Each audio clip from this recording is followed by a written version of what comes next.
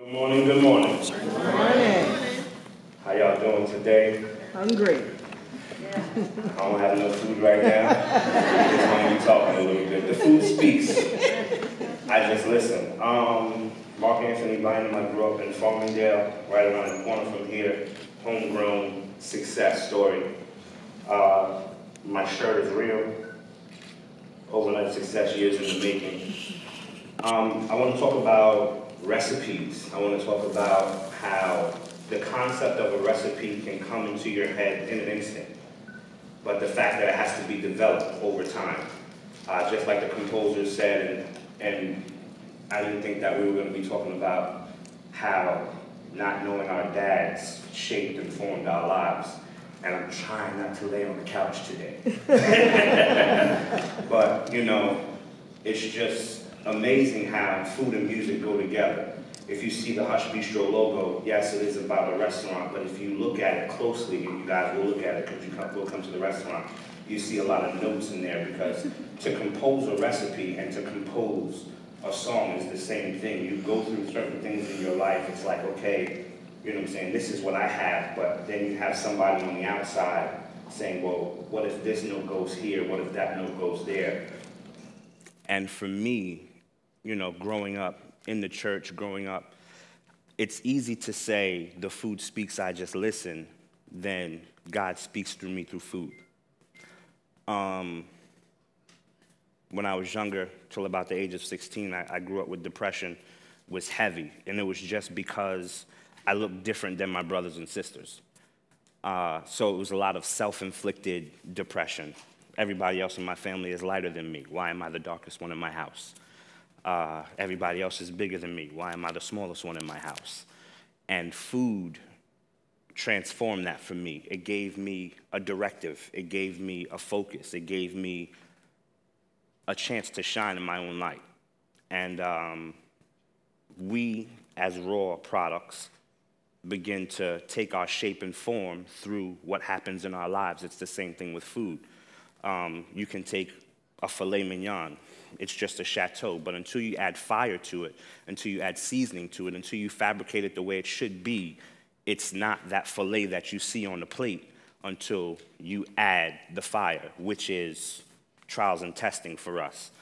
A lot that I went through as far as this industry is concerned, and I speak all over the country about my industry and what I go through, but it's parallel to everyone's industry. It's parallel to everyone's life. It's parallel to every business. Business is business. I don't care what you do, whether you're a real estate agent, whether you're a carpenter, whether you're an electrician, whether you're a chef, whether you're a musician. We go through trials. And I think that the most part of what I've learned is your product can always progress. Your product, whether it be your music, whether it be your food, whether it be your technique, can always reach another level. This past July, I was on the cover of O Magazine, best ribs in the country, quote unquote. Thank you. Now, backdrop, I'm a chef, never went to college. I went to BOCES when I was in high school. That's why I'm a big proponent of vocational school. Never really had a mentor, whether it be a figure at home. My dad is a great dad, but he's not my real dad. I didn't know that till I was about 17 years old. But I say that to say, you know, you have to always have a focus. So 6 years ago, right after I got married from the honeymoon, O Magazine, or should I say Oprah, was having her casting call for the OWN network. I drove to Jersey, I brought my ribs, set up a grill, put the grill together, had about 150 pounds of ribs. I cooked it there, I met her. She was like, if I call you tomorrow for the show, she was like, what will you say? I said, I will tell you what I already know is I'm coming. Never got that phone call. 2 years later, I'm in Hearst Corporation. I'm cooking, you know what I'm saying, I'm the guest chef. After I had just one chop the first time, they asked me to come in, so I'm cooking. Gayle King comes up. Gail, Oprah, they're like one and the same. She has my ribs. She goes upstairs. She comes back downstairs. She said, oh, my goodness, these ribs are fantastic. I got to tell Oprah. I said, tell Oprah, Mark Anthony Bynum says, I'm still coming. Nothing. Fast forward 2 years later, 2 years later, I have my food truck. The restaurant is open. I was on Chopped another 2 times. I've won. I do the catering for Saturday Night Live. I get the memorandum. I see that Gail is going to be there. My ribs aren't on the menu, but I bring my ribs. So she's walking by. I was like, Gail, I know you probably don't remember me, but I got these ribs for you. She was like, no, I'm on my Weight Watchers kick. I gave it to the executive producer. She was like, Gail, you have to have these ribs. Gail has the ribs. I give her the collard greens, the cornbread, everything. She was like, can you come and cook for the set of CBS News for my appreciation? Absolutely, no problem. Go there. I do that. I'm flying to New Orleans. I get a phone call right before I get on the plane. And she was like, we want to feature your ribs in O Magazine. I said, okay, no problem. So we do that. Come to find out, they're not just in O Magazine, they're on the cover of O Magazine, the best ribs that Gail ever had in her life.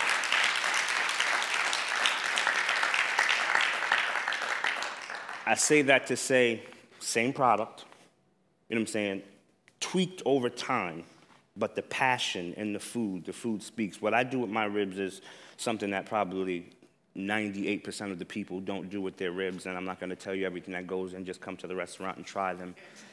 But it's just a testament to believing in yourself. It's just a testament to, you know, taking criticism, taking that heat, taking that fire over time, and gaining understanding of yourself and gaining understanding of what you want to do. Because I used to play ball. I used to play football. I used to play basketball. I was kind of nice.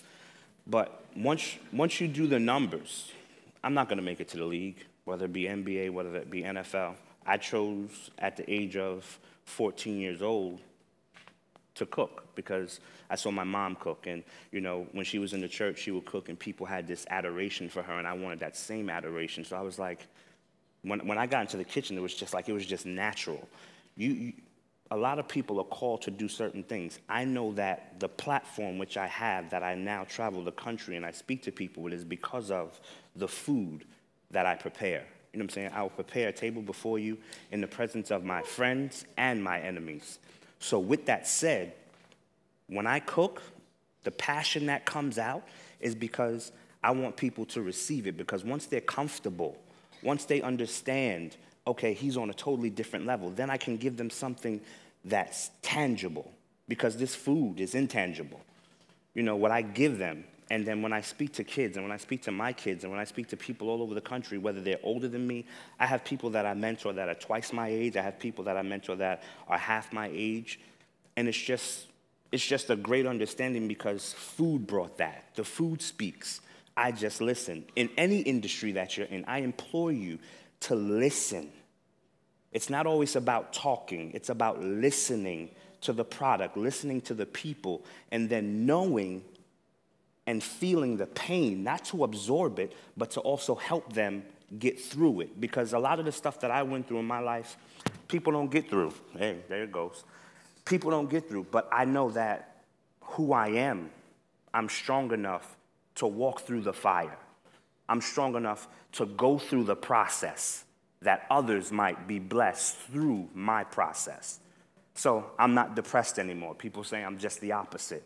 But it's because of what I went through and I came through that I can then bless others with. So we have the one. I got a place opening up in Bayshore in July. It's a barbecue spot. SouporHero. And don't always think that you're always successful. I closed up SouporHero just because it wasn't doing what I wanted it to do. But you learn in your failure. You learn in those things. Make sure that regardless of what you do, I don't care, every successful person has a failure. Every successful business had a means to an end, even if it's just for a season. You need to know what season you're in. You need to know who you are. You need to know whose you are. And you need to know and focus on the product that is you, because you are your product.